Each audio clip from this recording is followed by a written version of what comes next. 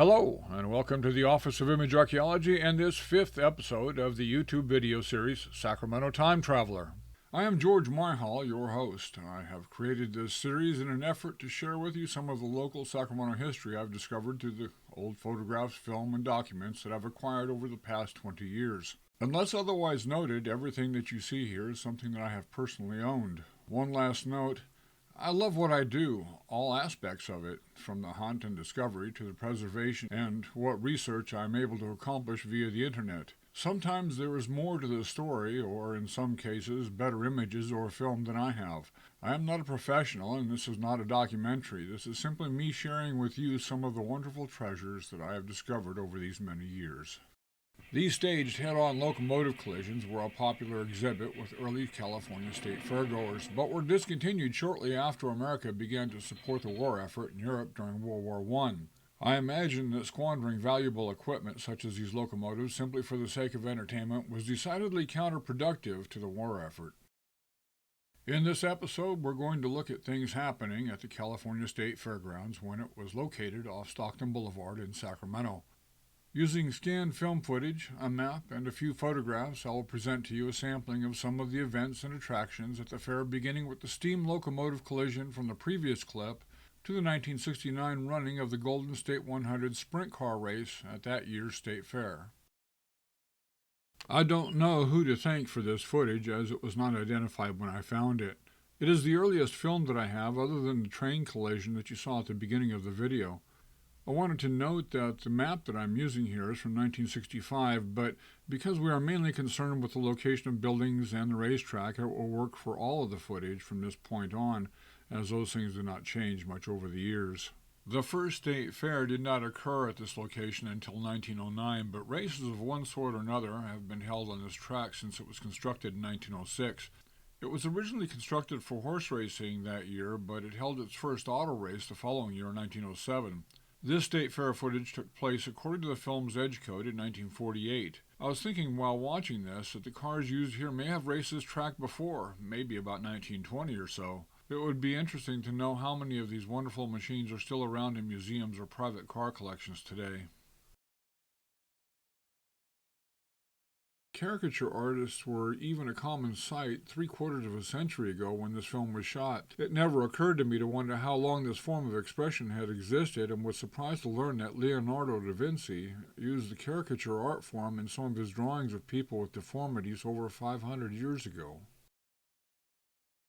As I zoom in to the top of the 1965 State Fair map, we see the water tower that is still there today. It looks like the photographer was standing on top of the water tower when he took the photo for this postcard. Using this screenshot from Google Earth, we can see some of the changes since 1968 when the State Fair was relocated to CalExpo, and the University of Davis Medical Center took up residence on the property. There are only two original structures that have survived the wrecking ball here. The first is the Governor's Hall building at 4611 Broadway. It can be seen here in the State Fair map, as can the second building to survive at 2921 Stockton Blvd. The 1965 map has this building labeled as the Exposition Hall for International and Commercial Exhibits, the Consumer Reaction Council, whatever that is, and exhibits of antiques and wine tasting. Today you can see them in this Google Earth image at the corner of Stockton Blvd and Broadway.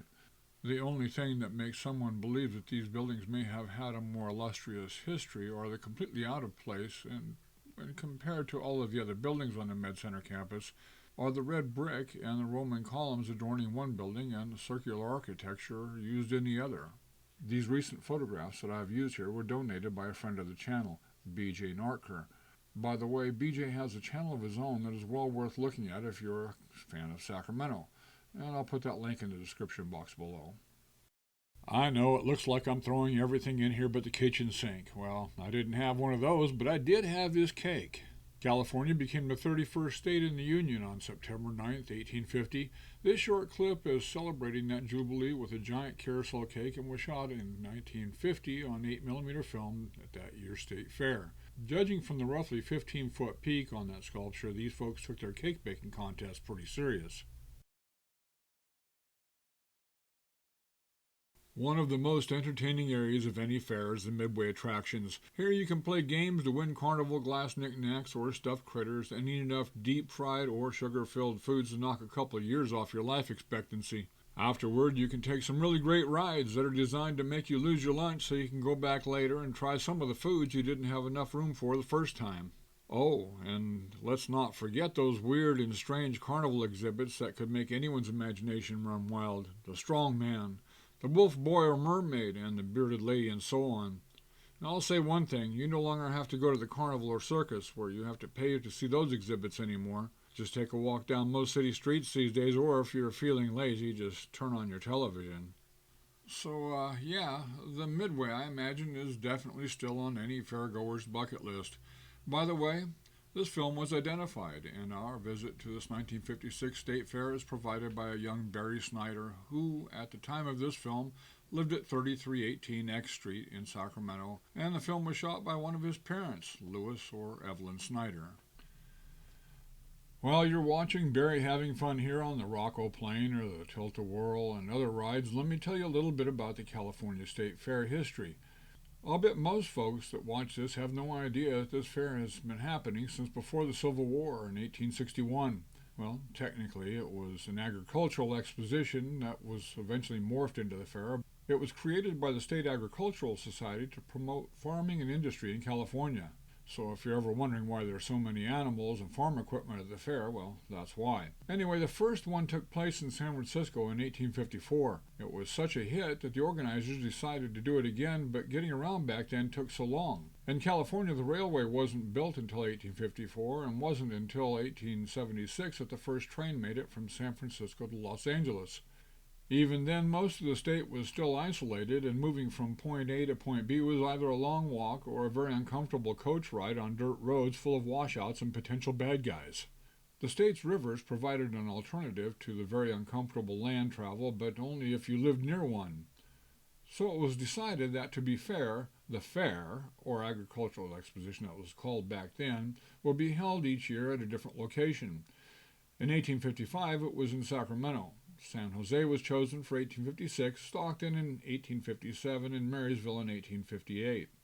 By 1859, it was decided that good old Sacramento would be the exposition's permanent location. Stockton Blvd was not the first location for what eventually would evolve to become the California State Fair. No, the first spot the future fair would occupy was located on a 6-block piece of ground that was located between E Street, H Street, and 20th and 22nd Streets. This became home for the exposition until it moved to the Stockton Blvd location for the next 50 years.